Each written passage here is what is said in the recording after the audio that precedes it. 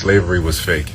There were prisoners of war, though. A slave is a genetic determination, a Slav. These are prisoners of war in prison camps. Most of the men were slaughtered and the women and children were taken captive into slavery. These are just some of the examples of Aboriginal slavery that they tell us. This is only possible because the tribes were divided. This is ultimately why the resets happened. There have been at least 5 resets. That is why we see different eras of architecture in the Tartarian infrastructure. The fall from Eden was a reset. The Great Flood was a reset. The Tower of Babel was like a super evolved 5G tower, a communication tower. This reset changed the ether and scrambled the thoughts. Sodom and Gomorrah was a reset, indicative of meltology. As you can see, the mountains were the buildings. There are examples all over the Americas. The so-called natives identify with a low-tech culture. That's how you know they weren't the original people that were here that experienced those resets. They merely moved in. Native means born here, not Aboriginal.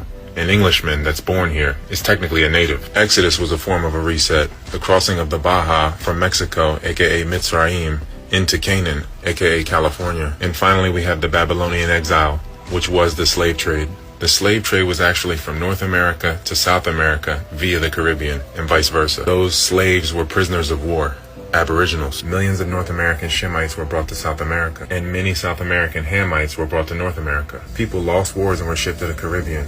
They were then reclassified before they were shipped to their destination. The average life expectancy on plantations was 7 years. It is not cost effective to ship them across the Atlantic when there is already an imprisoned population here. But yet the population of so-called slaves in America supposedly grew to almost 9 million by 1900. So in 240 years, the population went from less than 400,000 to 4 million by 1860, and then more than doubled in 40 years. The slave population grew because black slavers bred with their slaves. The fathers were killed, the mothers were taken, the new hybrid offspring became the slave class. Meanwhile, the so-called Native Americans only had 300,000 people by 1900. Even after being given land and business opportunity, they still remain only 3% of the population. These are Hittites, the offspring of Canaan. These Canaanites were supposed to be in the west. Western Canada and Alaska are the most west you can go. This is the land of the Hittites. These are Siberians, Hittites.